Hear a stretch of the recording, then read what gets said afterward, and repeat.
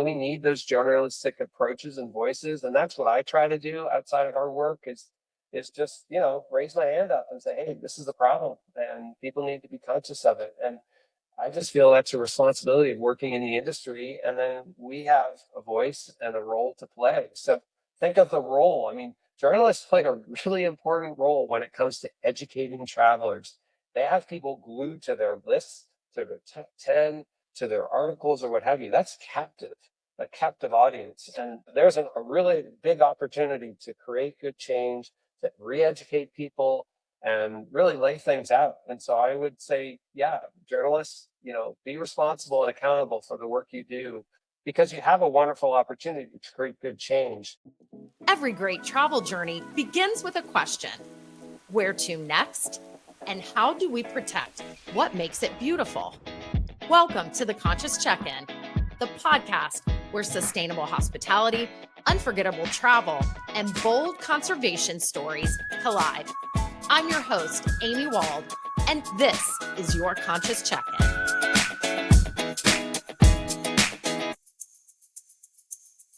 Well, welcome back, everyone, to the Conscious Check-In. 20 years ago, sustainability in tourism was a side note.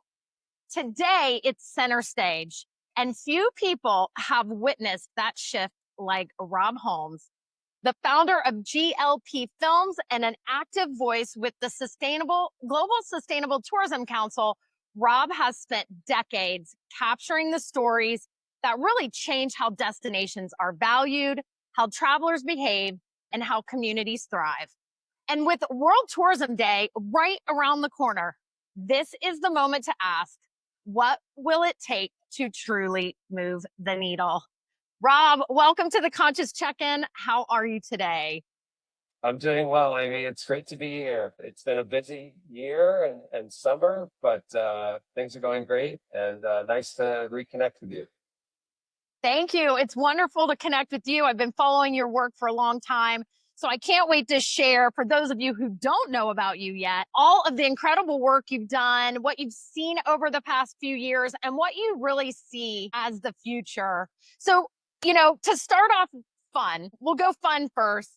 I like to call this first signature question the sip. And since you have traveled all over the world, literally, is there a favorite food or drink you have had in a destination that you want to tell people about when they go there, they cannot miss? Yeah, well, interestingly, I will acknowledge I'm not a big foodie. I'm a hardcore traveler. I'm a backpacker. I'm a get rough and dirty. I've been in every situation traveling.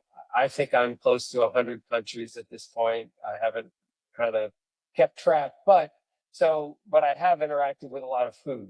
And I would say two places or experiences come to mind. One is we were filming with National Geographic in Senegal, so in West Africa, with a chef, Pierre Tiem, out of New York City. And we were with him, and just one night, he magically took us down to the coast. And it was like, I hate to say, like being in an aquarium, but he pulled out all these exotic local seafood and basically threw it on, a rusty tin pan. We're on the shoreline. It's busy. People are around. It's hot. But just the scene and being with a world-renowned chef in his home city and country in Africa. And then he just pulls out, sea urchins and all these crazy things where I was like, this is crazy. Now we're supposed to eat these things. And my background is wildlife management and conservation, so I don't want to hurt any wildlife. But he's like, no, these are okay. They're local. They're in good supply. And so, he made me feel better. But just that experience of having like raw seafood in the moment with an icon and, in his backyard. And, it was a cramped little space we were in right on the water. And and then another experience on the flip side was being in Tierra del Fuego, southern Chile. And there we were with these two, one was a biologist, and then another guy was an operator, a tour operator. And they made the most amazing steak. Now, I'm a carnivore, I eat all things, but I don't eat a lot of meat. I don't eat a lot of steak in particular, but boy, the what they make, you're in South America, where this whole region of Patagonia and Tierra del Fuego, it is a big livestock area, and the estancias and livestock is just a part of life down there. And so just that experience of a guy in a kitchen blasting music, wine, smoke everywhere, this old crappy stove that he was cooking on, but he was having a blast, and big pieces of meat. Like, again, kind of similar to being in Senegal. It was the experience that just overwhelmed me, and just the people and their love for the food that we're eating. Like, that to me, like, I didn't have to eat. Like, just the experience of seeing him cook and do his thing and his magic. Anyway, so those are two food experiences that really come to mind. Very Anthony Bourdain, right? That just kind of like raw in the moment, just taking it all in. Yes, I love that. And you bring up such a great point. This is, we talk a lot about sustainability and conservation here, but there's a way to do it. And people have to be understanding of cultural differences. And, I think you bring up a great point. The chef was aware, were these fish in abundance and are they harvested sustainably? So, but I can't wait to talk about your wildlife and conservation background, because that is really why I do what I do. So, if you would you give us the cliff notes of what brought you to GLP Films, creating these films? What took you from wildlife conservation into the world of, filming destinations and working in sustainability? Yeah, it's been an interesting journey, and some people look at my background and go, "Boy, that's like a bowl of soup. How the hell did you put that all together?" But I would say, well, if you really look at the journey I've been on, it does make sense. It does, I think, come together to where we are now with GLP. But my undergrad degree was in wildlife management, studying in Kenya, having just this amazing experience of living in Africa for 6 months, right in college. And then I springboard into the private sector, got into business, into sales, and realized, oh, I need more of a degree. And that, I just didn't, I was a science guy in college. And I didn't touch business or entrepreneurship or anything, even though I knew at heart I was, because I used to deliver. I grew up in the Boston area, Massachusetts, in the US, and I delivered the Boston Globe newspaper. Who does that anymore? Like, that was like on the bicycle delivering newspapers. And then I bought a snowblower for with my leftover cash, and had a snowblowing route and plowed roads. So I made a ton of money as a kid. I did it for like 8 years, and waking up every day, 5 a.m., 5:30, 6, to do all this stuff in the winter all year. And so that entrepreneurial bug, I wasn't aware what it was, but I loved it. Then fast forward into my career, I go to Seattle. I end up realizing, hey, I'm getting into marketing and sales, but I have no clue what I'm doing. I need a degree. Thought it was a marketing degree. It was an MBA. I did that. I then studied overseas, South Africa, Brazil, and had this global experience. And then while in business school, I got approached by two people who were starting a company called trails.com. And the concept was putting guidebooks online and selling them through a subscription. This is 5 years ago. Very novel idea. No one was thinking digital, no subscriptions, nothing. It was kind of a la carte, buy the chapter that meets your criteria. And it's a big database of over 1,000 guidebooks. So long story short, I had the business side, I had the conservation side. Oh, and I was also a photographer. So I was traveling around the world by myself. I went to Cuba for a month illegally. Don't tell my mom that. But then I went to South America for 5 months. I went to China, Mongolia. Again, all backpacking, all living out of my backpack and taking photos. And I traveled around the world for a year after college. So travel was a big part of myself growing up. And then I got hooked on photography and media. So then it all came together with GLP, because it was really this convergence of conservation, of media, which became video and digital content, which is GLP, and then business. And so ultimately creating a business that we produce content for clients but produce it in a very authentic, narrative driven way. So it's really engaging content, hence stories. So there's a whole strategy in there in saying, hey, this is what we're going to do. And that really is what GLP is after 17 years of doing our work around the world. It's really that convergence for me of these personal interests to create something that never existed. It's fascinating. And I think it's a good lesson to maybe listeners out there that are trying to find their way, that it's, I think when you land finally on something that you're really passionate about, you look back and say, that wasn't a straight line and it wasn't supposed to be, right? I resonate a lot with that. Okay, so we know your love for animals and conservation. So I think this next question will be apropos. Uh, I love animals, so I always like to keep with the tradition. If you had to choose an animal that you really resonate with, maybe it's a one you've always resonated with, maybe it's just now in your life, or it represents your work. What would that be and why? You come across this kind of question when with kids or whatnot, like what animals do you like and why? For me, it's always been a bird, and I could probably say a falcon or something like that because of how quickly it moves and it covers such terrain. And the how I connect with a falcon, for instance, is not the predatory side, I will say. It's more. I've always been fascinated just with landscape. So I was one of those kids that when we got on a flight and going on a plane, I would always like scream ballistically to be on the window. I wanted the window seat so I could look out and look down at the world below. I'm a fan of the outdoors, of nature, conservation. So that brings in experiences I've had working in the Okavango in Botswana, going on small float planes, and then doing the wildlife work I did in Kenya. We went up in planes and saw again the land from above, and you're seeing the animal tracks going to the watering holes. And so I've always, this is teenage years. And so I always fell in love with landscapes, terrain, and it's kind of forward thinking too. If you look at that perspective of a bird, it's looking down, but it's also looking ahead. And so for me, I'm always looking ahead and what's next and what's coming. That's kind of how I'm wired. But yeah, love just that perspective that birds provide.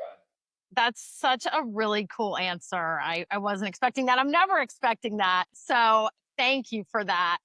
So, really, was there a moment in your career as you were kind of putting all of this together, taking photos, that really changed how you thought about storytelling and how people travel? And then you wanted to take that and put that into your work? Yeah, there are two moments that come to mind on kind of where stories came from. So when I did all my traveling while getting out of college and traveling around the world and doing all that, I did a ton of travel and I worked it out with my old company, trails.com. It was three of us who started it. And I said, guys, I want to travel every year. And so I would take a month off and I would just go unpaid. I just did it. I didn't care about money compensation. I just wanted to travel. And so that travel was really a big part for me. And at the same time, I'd come back. This is, 20 plus years ago, slide photos, no digital. So I'm coming back and I'm doing literally slideshows in the Boston area. And then I moved and lived in Seattle where I started the company. So I was going back and forth between Seattle and Boston and realized, hey, I love taking photos. Some of these photos are pretty good. I would do exhibits. So I would do, galleries at restaurants in Seattle, and then I would do shows in Boston. And then I travel around New England, my home backyard, doing events, doing presentations. Again, all on slides with a carousel. So not to date myself, but that's just what it was. So, but I would always ask, I've always been open to feedback and constructive feedback. So what do you like? What do you enjoy? And the consistent feedback. And I remember my uncle, because he used to go to a lot of them, and he would always say two things, and everyone would say the same thing. Love the imagery, Rob. Like your photos are spectacular, you have a great eye, composition, etc. But it's the stories too, So it was the adventures, and I've had a lot of crazy adventures while traveling, good and challenging. And so it was that combination of imagery, the artistic side, the media side, and then the stories that came with it, the adventures, the craziness. Again, I'm traveling, for going from Beijing all the way to Kashgar in Western China for a week on the lowest class of train where it's wooden boards, and I'm hanging out with all the locals and the poorest of poor, and people thinking, "What, are you crazy?" And I was like, I actually had never felt safer in my life because these people embraced me and brought me into their little community as we were traveling across the country, and we'd buy food for each other, we'd hang out, play cards, didn't speak a lick of Mandarin, they didn't speak any English, so again, those adventures. So anyway, answering your question, not to get too off on a tangent, but the stories really were a big part of sharing my experience. Yes, the imagery, but the stories. Secondly, kind of what I mentioned earlier when starting GLP back in 2008, I was I got really inspired while living in Seattle by documentary films. 2006, Al Gore came out with Inconvenient Truth. I saw that film. It was an eyedropper for me. And again, at the time, it was the highest grossing documentary film of all time. It was a slideshow.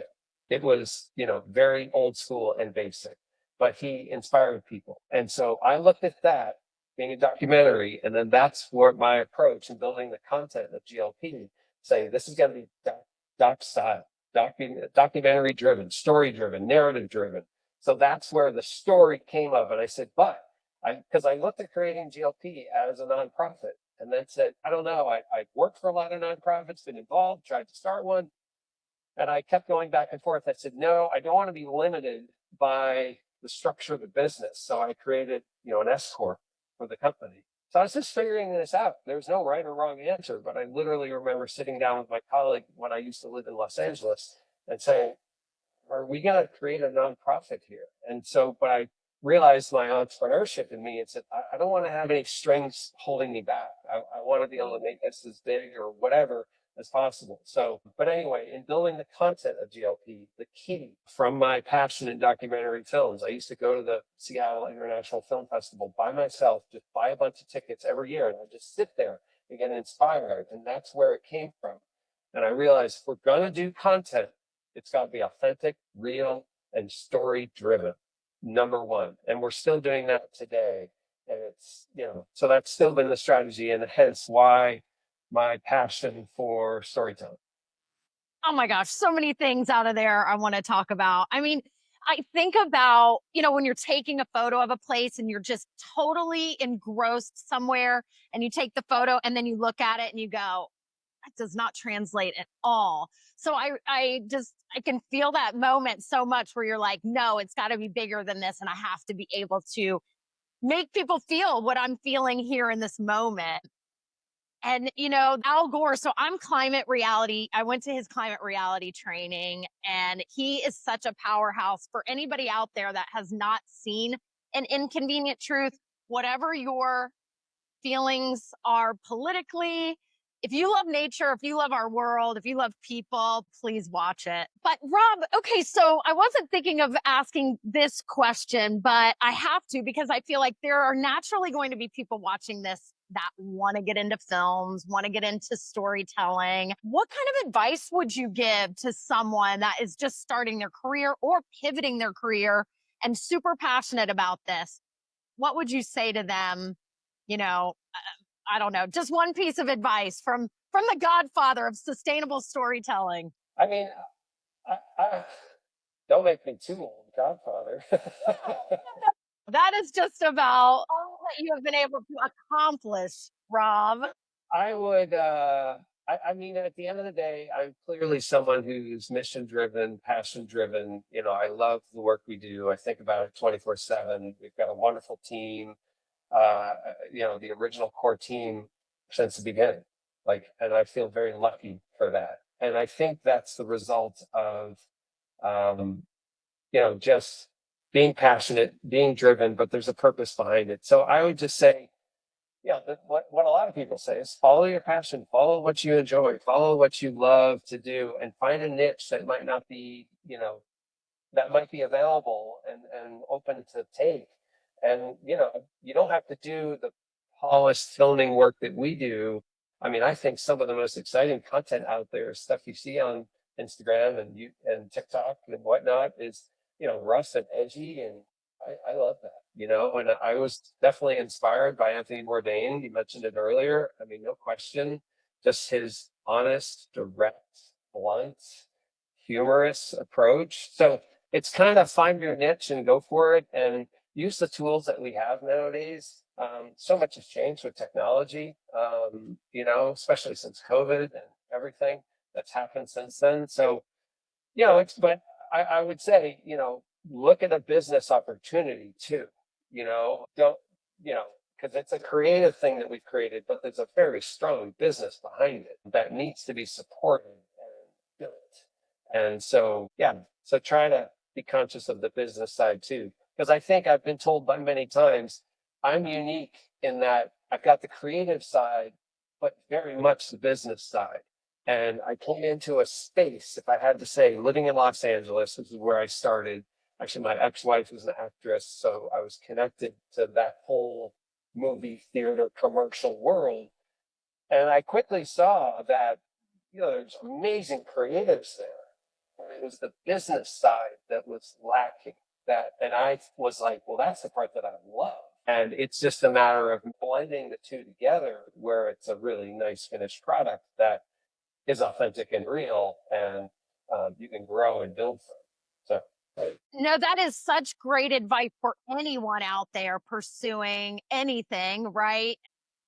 In business, regardless of the industry. And, I think it's so important. I have felt that way for a long time about conservation, because I've just felt like if we could get more laser focused on, goals. And sometimes you sit in these tables where it's all about the environment and conservation, but it's like, man, we got to pepper in a little bit of business methodology here and understanding to really get to a finish line or to accomplish something. So let's talk about your work with the Global Sustainable Tourism Council. I know you are so connected with them.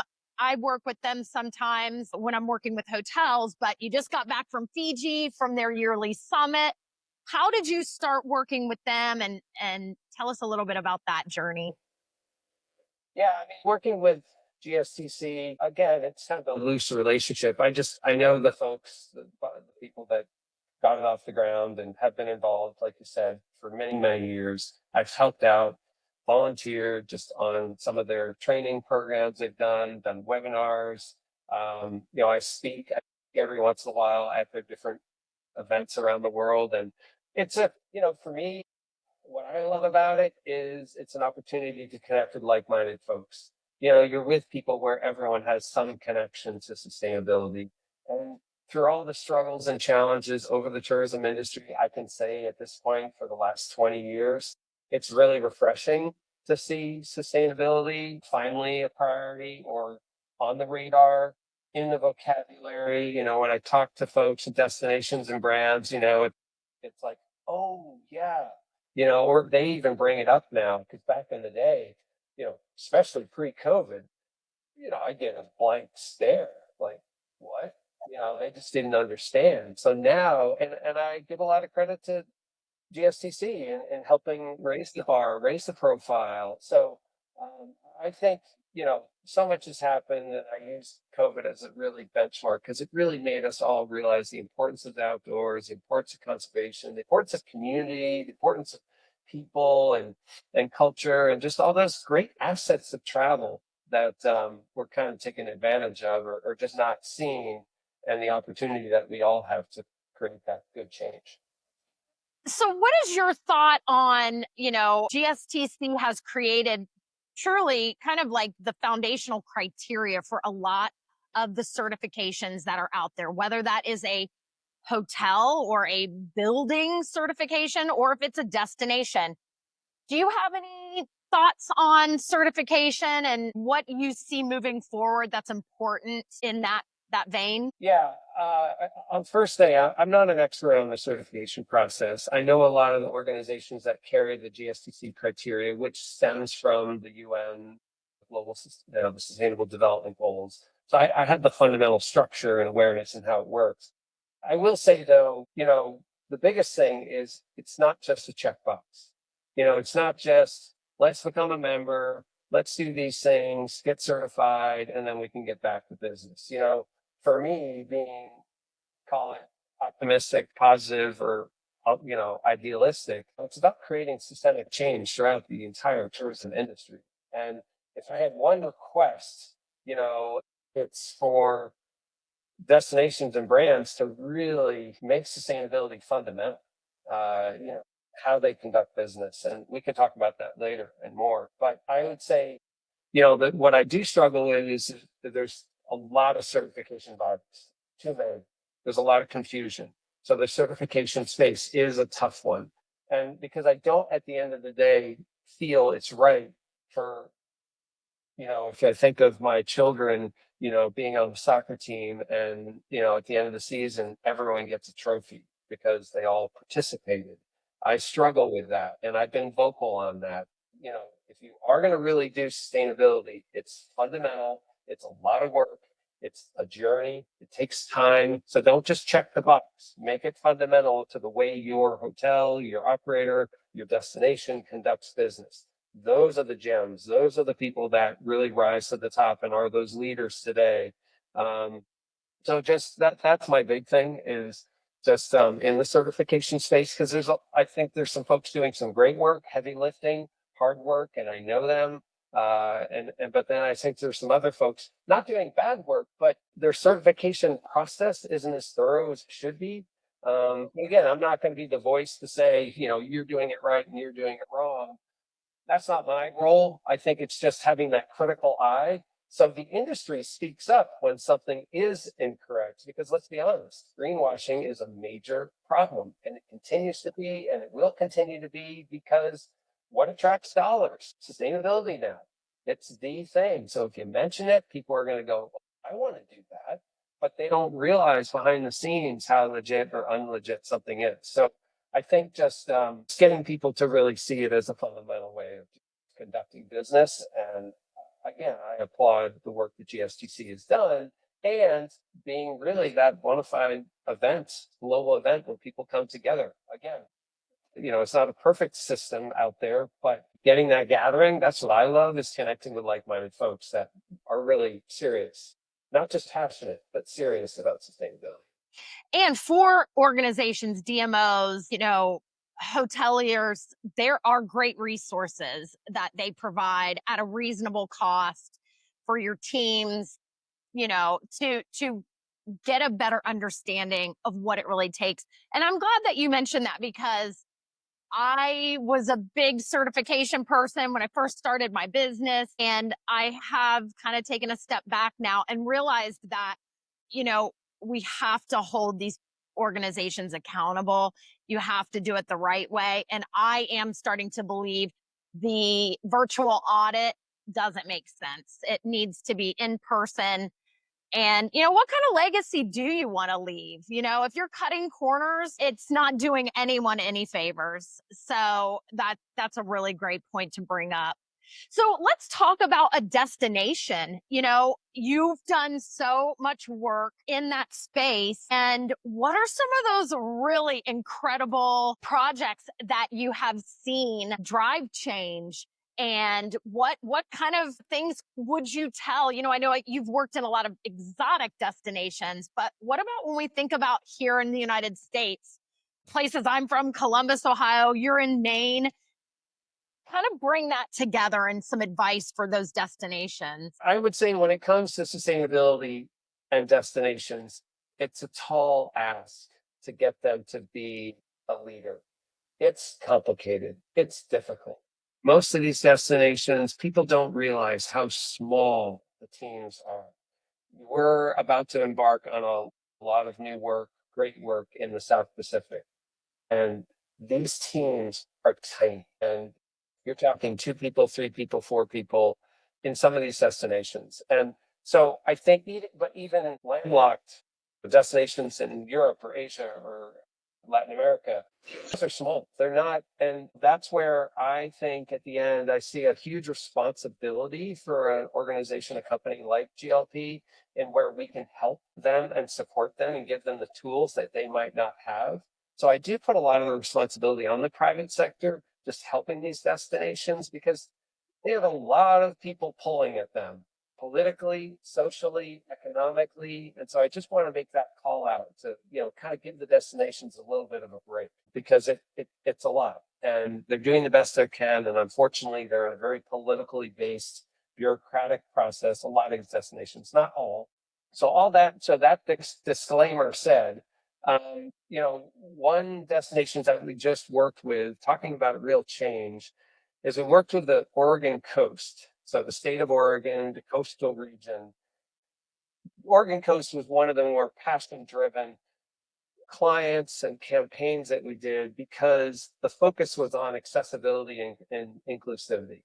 They reached out over a year before we worked with them saying, Rob, we want to work with you. We love the work you do, which obviously we're very appreciative. We went in together to bid on a grant and we won and we got to work together. And the goal and the purpose behind it was to really show the importance of accessibility and inclusivity in the tourism industry, the backdrop being the coastal region of Oregon, so beaches primarily, and just giving people access and giving people of all abilities. And I think what was so eye-opening for our team, and we spend a tremendous amount of time and energy in our research and our pre-production work, spend about 3-4 months. It's a deep dive because we're not from Oregon, even though I did live in Seattle and I lived in the Pacific Northwest. I traveled to Oregon a lot, but we're very honest and realistic of where our knowledge and expertise can be brought to the table.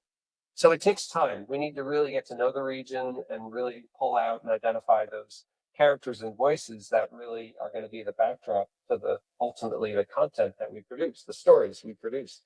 And so, but the passion and energy and honesty and transparency that people did in sharing their challenging stories, their challenging disability experiences, it was moving. I mean, we had a couple moments when we turned around after the interview was done, and there were tears. I mean, it was powerful. And again, these are able-bodied people that suddenly got hit with something, or they've had it their entire life. So each story was different. So again, not to go too far off here, but it was such a exciting work for us to be involved with because of really transforming the image of what is a disability, what is accessibility, knowing that 85% of us, all of us, are going to have some form of disability in our lifetime. And more importantly, knowing that all disability is not visual.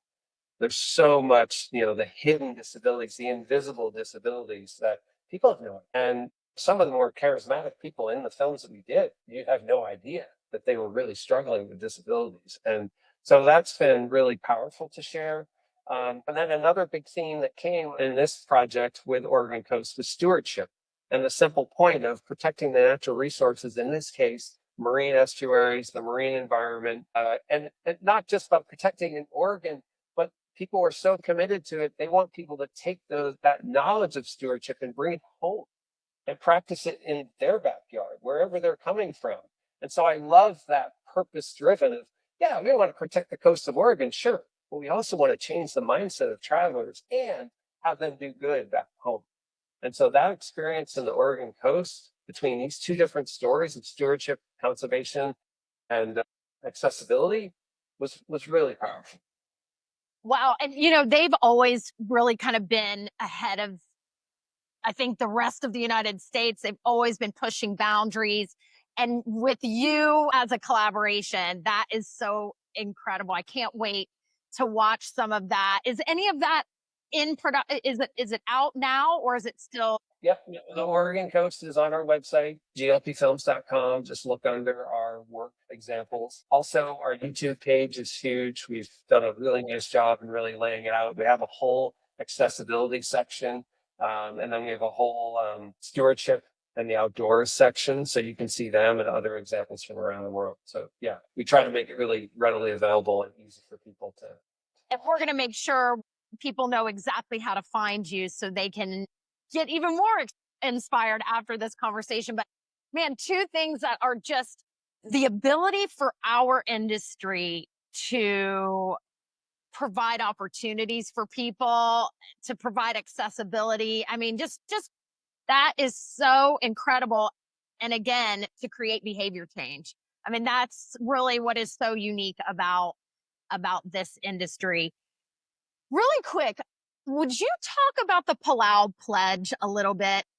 I think that would be so interesting for the audience, even wherever you are in the world, if you're a destination, to just kind of hear their strategy to try to protect, what they love and from visitors coming in and making sure they do that too. Yeah, the Palau Pledge came out, I think it was probably 10 years ago, 8 years ago. It was a number of years ago, and they were the first ones. It was locally driven. And I think what's most important, having been to many island destinations, islands are fragile. They're remote. They're heavily dependent on tourism, if that's the case. Not all islands are, but many of them are. And so it was very locally driven. Two women who started it. I got connected and spoke with them just about it. It was as authentic as anything. And it really just said the phrase that we always hear if you drive down a street, drive like you live here, you know, meaning watch out for kids. And it's kind of come here and treat our destination like you would your own destination. So it was a real game changer and just that kind of stewardship process of we all need to be better stewards. And again, Palau in particular, very remote, fragile, nature driven, community driven, culture, indigenous driven. So many fragile entities there that they really wanted to protect. So it came from the best of reasons. And it was so unique, the stamp and the branding of it and the design of it, the Palau Pledge, very simple. And it's actually taken off. I mean, you now see pledges everywhere, which is great, I think. But I think it gives a lot of credit for them to be that innovator, to be that change maker, to really come up with this idea. I love that. That's the kind of innovation that I love to see because, again, knowing the struggles and challenges that destinations have. But yeah, Palau Pledge was amazing. It's kind of you arrive into the airport, you get this notification, sign it here. You're not held to it legally or anything, but it's more of a mentality. And you remember putting it. I mean, most of us remember when maybe you don't remember everything you signed, but most things you sign, you put your name on it, and it's going to make you think twice when you're out and about and experiencing the destination and do a better job and be a better steward. And that's really that shift in mindset, which has made it really cool to see. And it's replicable. So, I mean, you do see it in a lot of destinations. And again, it just makes people stop, pause, and think, and hopefully be better. Yes, great. I appreciate that. Yeah, your lens, right? As you're going through that destination, you just possibly see things in a different way. So I'm dying to go there. I have not yet made it there, but so many places on my list. So, okay, let's talk a little bit about World Tourism Day is coming up in September 27th. I believe that's when it is. And, you know, what would you want to see happen, as the future of tourism, as that falcon, as you are looking forward and doing all this work? What do you think is practical, and what would you like to see as a dream scenario? Well, having the conversation, Amy, that we've had, there will be no surprise with my answer here. And I think we're going to be like-minded. But I would say, and especially because it's a finite resource, is conservation, biodiversity has to be a top priority for all these destinations. I talk to my kids as we drive around out to our town in Kennebunkport, Maine, and we see more development going on, people wanting to move here. And the simple point I always say to my kids is, once you develop something, it's really hard to remove it. So there has to be a balance of how much you develop and how much you protect. And I've always been a person of balance. I've never been a radical conservationist where I'm like, don't do this, don't do that. It's more like, how do we meet in the middle? How do we accomplish both sides? I did jobs like this as a kid. I did zoning and, city zoning, and I worked on boards and land trusts. And so I've been involved and gotten behind the scenes to really see how it works. But going to World Tourism Day, conservation, biodiversity, it's got to be a top priority for all destinations, because we all know that's the clean air, the clean water that we need to live. But I'm constantly reminded every single day, when you see an advertisement or you see something or some initiative or some experience someone's having, most of the time it's because they're in the outdoors, they're in nature. And I'm a huge fan of the power of nature and the power of outdoors, just getting outside. We saw it during COVID. I did that every day. It took 4 o'clock. I took 3 kids that were bouncing off the walls because of COVID. We're locked in. And I just took them out to release every single day, and it was just so, you saw just what being out in nature did. I did as a parent, as a father, immediately that impact. And we see it as adults and out traveling. Where do people go? Where do people want to stay? Where do people want to build a house? Wow, it'd be really cool. It's next to nature. So why can't we make that a top priority? And so I'll give you an example. We're just about to launch in fall 2025 a whole campaign with Chile, with the government of Chile. And we really moved the needle in our pitch to them, over a year ago, and saying, look, we don't want to just tell the regular stories of travel in Chile. We want to do something different. And that different was making conservation a part of the story. So travelers can think different. And because travel, at the end of the day, we all know it has to do more. It can't just be consumed. We know that. It has to give back. And that's where travel and conservation, they both need each other. Conservation needs the dollars of the travel industry, and the travel industry needs nature and biodiversity to provide those unique and authentic experiences out in nature. So it's kind of a win-win.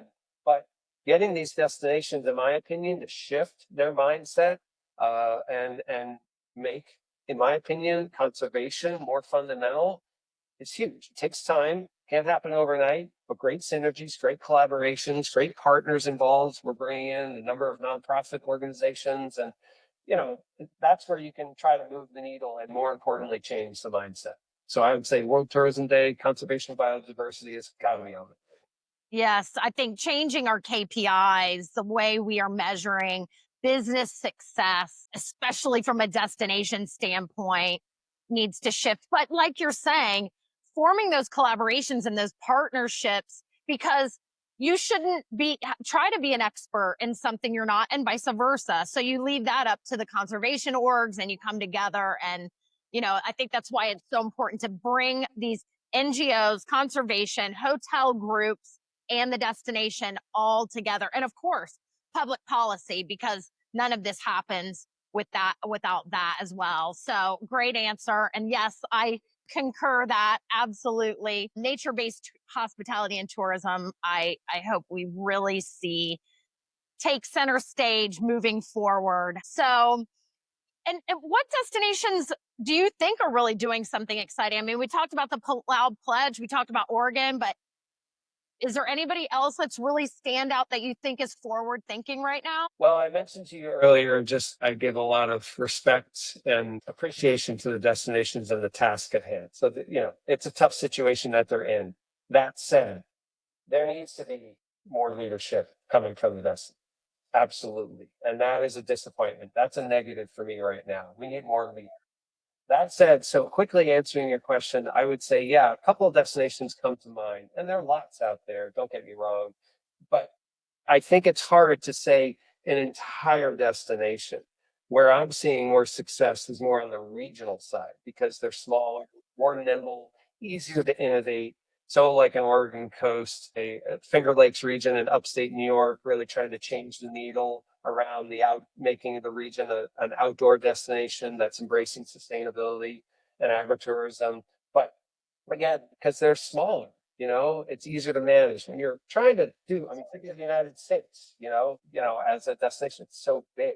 So, but destinations that do come to mind, I'd say Canada has done an amazing job on really, truly embracing Indigenous tourism, because I think they've really seen the Indigenous community as a huge part of their culture, their heritage, their landscape.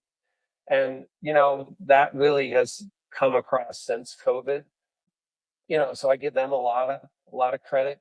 I would say also Greenland, Greenland, the community, very grassroots, small. Greenland, it's a massive destination. It's only 50,000 people. So again, it's still an island, and most of it is ice and snow. So it's dispersed. But I just there, it's just I've been really impressed with the initiatives they've been doing. Again, balancing development, balancing new airports, balancing the cruise ship industry. There's a balance there. I don't think anyone is perfect, but just their community driven efforts have been really great. And then another one, actually, the Cook Islands in the South Pacific. Again, another small destination, 15,000 people spread across 15 islands, but they're doing a whole shift into destination stewardship, destination management, realizing, and it was very ground up approach in making the communities and the local people very involved in this whole process.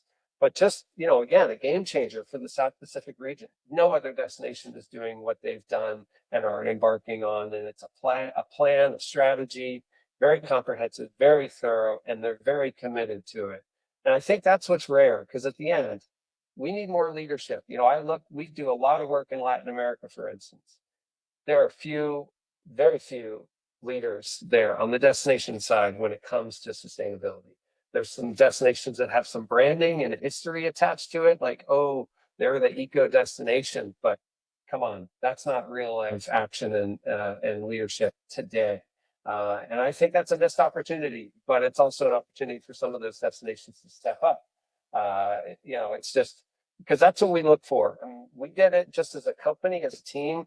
We did a big shift after COVID, really making it that we are only going to work with destinations that are serious and committed to sustainability. Because we've seen some things that have happened in the industry just with our view and perspective and voice out there, and realized, we don't want to, because we're putting our stamp and our name behind all the work we do, we want to make sure that what we're working on is real and legit, and not just another working. Absolutely. Those are some great examples. I can't wait to dive a little bit deeper into those. So, since we're talking about travel and destinations, I'm sure people that are listening, whether you're in the industry or you just love to travel, would love to know what can someone do, in your opinion, if you are just an average traveler? What do you think one thing they can do that's important to lighten their footprint when they do travel? Yeah, it's a good question. And honestly, I have a pretty simple answer. I think the one movement I've seen, which has really been growing over time, is slow travel, which is people spending more time in a destination. It's not, yes, people are still going to Paris for a weekend. Sure, that's going to happen. But I think more people are realizing, if I'm going to go, let's go and spend more time. So my point is spend more, slow down, spend more time, do more quality trips than sudden, quick, short trips. Because, I think we've seen the over tourism chaos that's really created. I think going off, experiencing other destinations, get back to why you travel. It's about being with people. It's about being with your family or friends or whoever you're with. It's about really experiencing a destination. So yeah, you might want to check off the Parthenon in Athens, Greece, but then go somewhere different. So and go in the off season. My wife and I now travel, and we travel with our kids in the off season primarily. Different experience, more authentic, more, and you might, the flowers might not be in bloom, or, certain things might not be open, but you're having a great experience in exploring a destination, which kind of gets to that, why do we travel? Yes, if you want to check things off, I get it, but try to find a balance. So spending more time, talk about footprint, take public transport. Whenever I go to a destination, people think I'm crazy. I take the train. I take the local bus going in from the airport. I do it all the time. It takes more time, but it's kind of gives me a little kind of back to my backpacking days experience. It's not about the money. It's about just allowing a little more time, have a little bit more of an experience just getting into an Uber and taking it to your destination. So just think more, and then the classic phrase nowadays is buy local. That'll reduce your footprint. And I can talk about that more. But yeah, I think slow travel is really, there's a lot of great lessons we can. Those are really great examples. And I think just, if you can be intentional about what you do. And I will say, I'm sometimes guilty of, my gosh, if I go to a region, let's say outside of the United States, like, oh my gosh, I want to go here and I want to go here. But when you really take the time to explore a place right, you get so much more from it. So that's something I'm going to start to do better. Absolutely. So, you're telling stories, and you're acting as a journalist to some degree. And I'm sure you have, oh my gosh, so many peers that look to you to see in the travel journalist space or arena. And we've seen that change. We've seen people wanting to tell more and more good sustainability stories and tell them better. What kind of advice would you give to a travel journalist who wants to start doing that or wants to do it better? Yeah, it's funny with the filming that we do, we get it's brought up all the time that we have more of a journalist approach with the work we do. It's baked into our process and how we identify stories, storylines. So we work with journalists actually all the time, pretty consistently. They're great partners. We're on the same page. This, story first. I would say my advice, one, keep it simple. I think that's a big thing. When it comes, there's so much lingo out there. If you look at sustainability, regenerative, stewardship, meaningful, conscious, transformational, there's a lot of lingo out there, and I'm not into necessarily shooting one down and raising one up, but just get to the basics. At the end of the day, sustainability, it's about people, it's about the environment, and it's about culture or social. It's really fundamental. And so I struggle sometimes with all the lingo out there, top sustainable destinations and all those lists and whatnot. So I'd say keep it simple. I would also, and I think you see this common thread throughout our talk today, celebrate the champions, celebrate the innovators that are doing work legitimately. Do your research, lift up the hood. We really get to see a destination very closely when we do our work. So do the same, be thorough, be comprehensive with your research. But also too, don't shy away from calling out people. Call a spade a spade. If there's greenwashing, if one is saying this and talking the talk, or they're not talking the talk, I think that's really important. We need those journalistic approaches and voices, and that's what I try to do outside of our work is just raise my hand up and say, hey, this is the problem, and people need to be conscious of it. And I just feel that's a responsibility of working in the industry. And then we have a voice and a role to play. So think of the role. I mean, journalists play a really important role when it comes to educating travelers.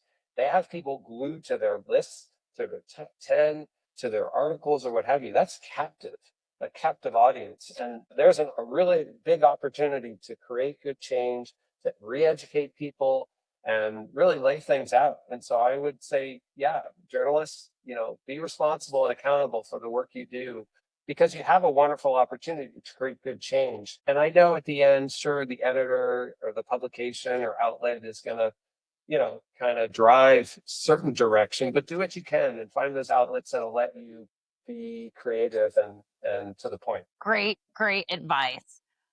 Okay, so we're kind of coming up on the end. I think we could talk for a really long time. And what we might have to do is split this into two, because I want everybody to listen to everything that you've talked about today. But by next season, let's say, I mean, I know we've kind of touched really on what we want to see happen. And, we talked about nature being at the top of a priority. But what's a practice that you wish a hotel specifically would really make more of a priority? Because as we've mentioned, sustainability is not a destination. If you want to do it correctly, you have to do it thoughtfully, meaningfully, and it's going to take time. So, is there one thing that you would love to see them make more of a priority than another? Sometimes it's hard with the ideas that go through my head to pick one because, I could go a bunch of different ways here. But I would say if I had to call out one, I would say if you're a destination hospitality hotel, change your supply chain. There's so many awesome brands. If you look at REI, the outdoor fitter in the US, who I worked for many years, to Booking.com, to some of these, brands out there, Trav Corp, Intrepid, you know, these big brands that have the resources to do the change and the work that they're doing. So let's call a spade a spade. However, they and them and others are really pushing their supply chains to get on board, to change and making it mandatory. If it's requiring 100% recycled material or 100% biodegradable or 100% sustainable or abiding by these, certification standards, GST or the SDGs. So there's a lot of different metrics and kind of criteria you can include. But changing supply chains has such a massive ripple effect because entrepreneurs realize, well, hell, if I want to still be working with this brand, I got to get on board and I got to change. And you know what? These changes are good for everyone. It has a wonderful, when you look at sustainability, it has a wonderful ripple effect. Takes time. It's not overnight. It's a journey. But yeah, that would probably be my big thing is change your respective supply chain. Get other people on board. It's a heavy lift, but it's worth it in the end. And most importantly, you're going to provide an awesome experience for the traveler on the end result. They're going to see stuff that they've never seen before. And that's what sustainability is. We can throw all the lingo out there, but it's providing an amazing, authentic experience that has having a positive impact on the environment, on culture, and people. So really boiling it down, that's what sustainability is. And those experiences that come with it, we've all been there where you've gone to a hotel, you've gone to an outdoor experience, a farm to table, a food experience where you're like, wow, this is really cool, and it's authentic, it's sustainable, it's organic, it's, regenerative, there's so much knowledge that's being shared now, and that's, what makes it really exciting. But sustainability is really basic, but people forget. Not all people, but just don't forget the traveler experience. They're going to spend more money, they're going to come more often, and they're going to tell everyone about it.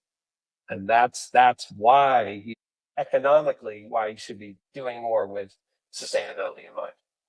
It's like, as time goes on, you are really risking being left behind. I hear it so often that, well, my guests aren't asking for it.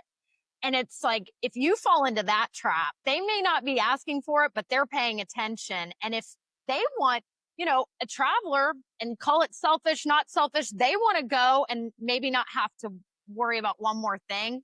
And if it's obvious to them that you're not making the right decisions, then all of a sudden you've burdened them with now thinking, am I contributing to something that I don't want to, bad versus good? Yes, supply chain is such a great place to start. All right. So we are coming to the end of this action pack. This is a master class. I'm just going to say it right now. I'm serious. If you're trying to get up on all your knowledge, you did it here in this episode. But, what is a travel hack? Somebody who has traveled all around the world, been to over 100 countries. What is one travel hack that you could say, man, I'm going to save you time, money, whatever, research that you've found over the years of your travels? So this is a great question, very personal to me. Okay. And my advice is spontaneity. And what I mean by spontaneity is, and I'll give you an example, basically what I'm building this off of. Every summer for the past 8 years, I've taken two of our kids on a road trip. Every summer or fall or spring, every year, even during COVID. And the premise behind it is when we call it the ice cream library road trip. And the requirement were three things. One, we had to get ice cream every day. Two, we had to go to a library And because being a good dad, I wanted my kids to read for a little bit in the library. And it's kind of fun to find a library, like a tiny little hole in the wall library in random towns you have no idea. And then it also gave me, an hour or so to catch up on emails or whatever. So there was a selfish part in there. But and this trip, as the kids have gotten older, they got iPhone, they're starting to drive. It's like, okay, the library part kind of fell off. Then it became the ice cream road trip. So, who doesn't like ice cream? So, but the point is it was spontaneous. I mean, we knew the route we were going to go. I had a sense. I'm driving the ship here. I'm driving. The kids are just on for the ride. But every day we didn't know what we were going to do. We had a rough, like, I think we're going to go in this route, in this direction. Everything else was we just figured it out as we went. And that spontaneity, I just, as a father, just passing that on to my kids for them to have an outdoor adventure. We're camping every night. We have no clue where we're camping.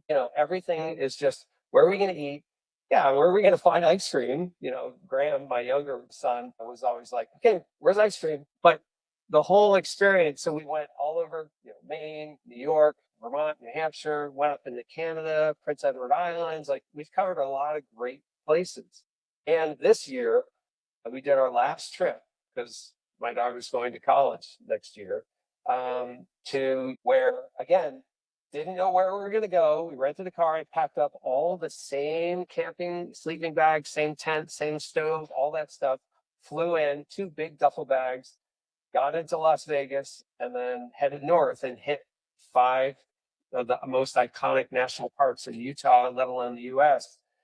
Again, had no clue where we were going to sleep every night. We had a rough idea of where we were going to go, but that spontaneity, that spontaneous approach to travel, I cherish it. Because most travel, if you go with family, you go with your significant other, you do have to plan it. You have to structure it. Most people, again, understandingly, they have a hard time not knowing where they're going to stay, where they're going to go. But if you're able to just be a little more spontaneous and not plan as much, the adventures, I mean, we didn't know where we were sleeping every night. And, come 3, 4 o'clock, it's like, okay, guys, we got to shift. We got to figure out where the hell we're going to sleep tonight. And that's the camper in me. My kid, we do s'mores and camp in a tent, and, it's a lot of fun. But, I would just say, when you travel, when you plan a trip, see how spontaneous you can be. I'm not saying you have to plan an entire week trip without knowing where you're going to stay every day. That would drive a lot of people nuts. But for me, that brings back my passion and love for travel and being with my kids and just having a great experience, not knowing that, having a lot of things unknown, and just that zest and love for travel, and just, being spontaneous. So that's my hat. That's a great hack. And if I can, it's almost like not training yourself to not be a robot. You have to use your brain. You have to be curious. You know, so when I went to Paris for the first time, which I had, of course, like many people, I had dreamed of Paris. I decided to, instead of having different places that I had to go, I bought these cards it was just called the Streets of Paris. And you would pull out a card every day. You would go to that street and it would just take you to all these little back alley places that weren't famous. And I have learned to adopt that. And now I really don't even plan trips. I plan a destination, but I just kind of wander around, and it's been really a blessing, to be honest, because I've learned so much more. And I think just garnered more from my trips than I would have. Yeah. Well, Rob, I have learned so much, and I am so inspired by your work. Rob, tell everyone where they can find you, and we're of course gonna put it in the show notes. But let everyone where they can know where they can find you. Yeah, I mean, for myself, the best way to connect is on LinkedIn. I will say I love the community there. And then for us, our team, it's glpfilms.com. You can see all our case studies. Our newsletter, we actually just had our annual review internally, and our newsletter just does really well. It's just a monthly newsletter, gets really good engagement. People love it. And again, that's just something, we just put it together and share the work, our thoughts on the industry. And then, we do have a channel on YouTube. That's a great place to look for all of our videos. We've organized them super organized so you can really divide up by the category. If it's adventure, if it's food, if it's women, if it's accessibility, stewardship, really trying to make it easy for people. And I've run into so many people who share our content all the time, which is fun. It's out there, it's free to use. But yeah, Amy, it's been great to connect and share part of my journey and stories here. And so thank you very much. And really look forward to hoping this is helpful for your listeners. Absolutely. I know it was. And thanks for your time. Everyone, this has been your Conscious Check-in. Wherever you're headed next, remember to travel deeper and stay inspired. We'll see you on the next episode. That was your Conscious Check-in. Don't forget to subscribe, share, and let us know who you'd love to hear from next. Until next time, travel deeper and stay inspired.